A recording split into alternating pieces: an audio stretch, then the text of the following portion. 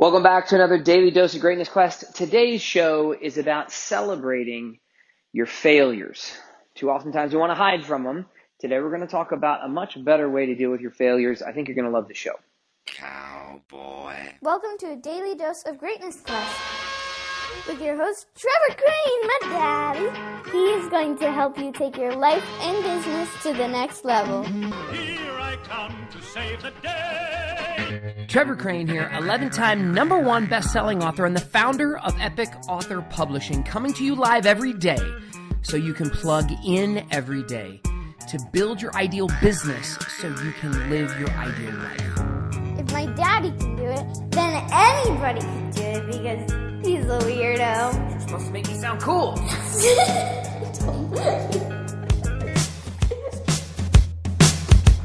All right, so, the lesson today, I think you just kind of get in the title. It's about celebrating your failures. When I filed my bankruptcy, that was kind of miserable. I didn't like it. Lost a bunch of money. I could tell you my sob story about it. I probably have before. I'll tell you again. But I felt miserable. And during while it was going on, and my woman left me, and she took our kid, and I ended up losing my house, and then my car, and it just sucked. I didn't want to acknowledge the truth. Just yesterday, I recorded an episode for you about a coaching call I was on that sucked, and I didn't want to acknowledge the truth. I had another yucky thing that happened to me one time, or when I was around, is that lightning struck, and lightning hit 2 kids that I was pulling around in a parachute. It was my first week of business, and basically lightning struck. Like, who does that happen to? Well, it happened to me. And it's a really tough thing to celebrate your failures while you're failing. It sucks. Yesterday's show, it took me over a dozen times trying to record it. It sucked. So I don't know how fast you can actually jump into celebrating your failures, but I will share with you that the sooner you do it, the better. The sooner you do it, the sooner you acknowledge it, the sooner you say, whoops, I screwed up.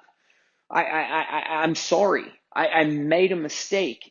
The faster you can get to the learnings and the lessons and the upside. And you can go ahead and apologize for it all you want.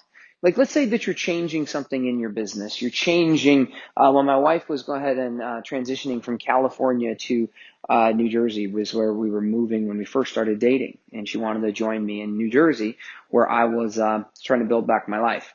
And it's not like I had dreamed of, like, oh my God, you know where I want to live? New Jersey. And my wife wasn't like, oh, I can't wait to go to New Jersey. We actually loved New Jersey, and I'm very grateful that we went there.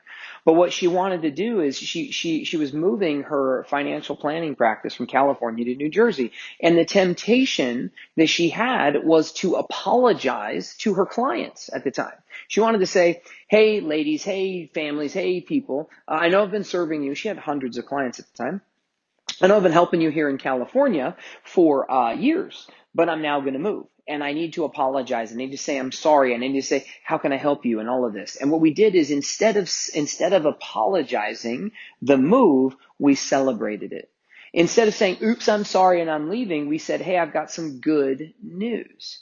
And we celebrated with them, saying that she is going to she's moving to New Jersey, and that means she's going to serve her clients at a better level.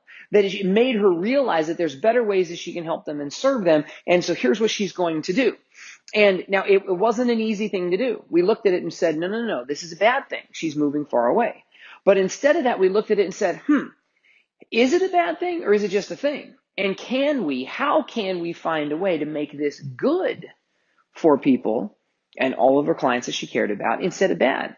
And at the core level, what we just decided to do was to celebrate it.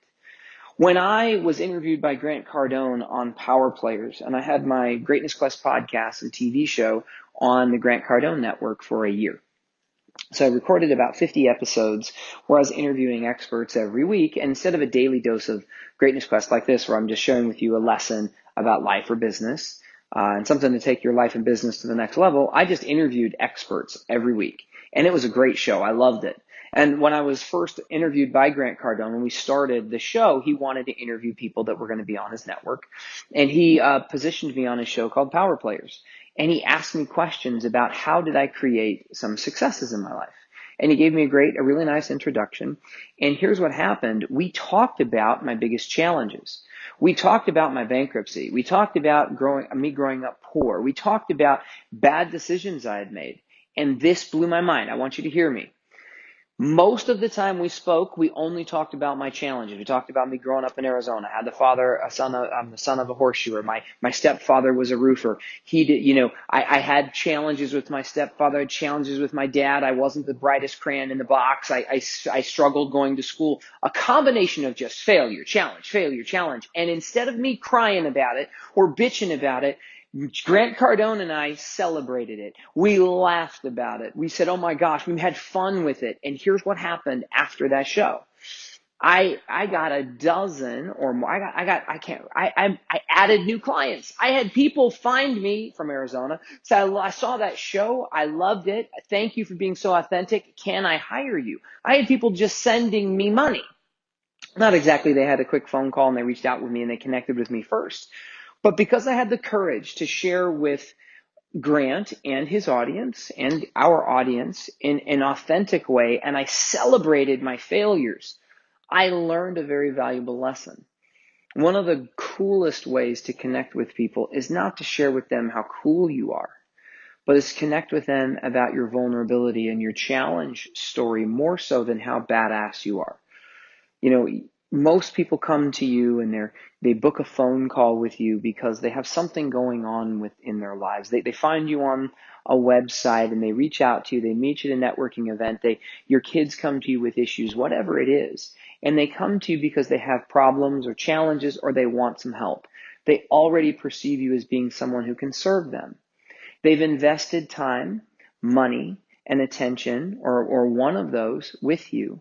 And all too often, I think we try to just position ourselves on our website and in our stories and things about how cool we are and about how amazing we are. And we'll have a tendency to share with people all of our celebrations. Look at me at Disneyland and this is cool. Look at me doing something else cool.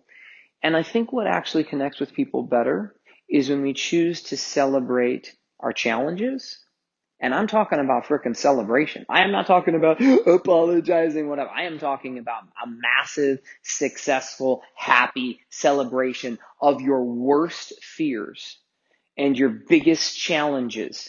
And if you share them authentically, not to manipulate people, but just to connect and just to be authentic and real, we are in a new world. We are in a world where that sings loudly. That gets somebody's attention. They trust you.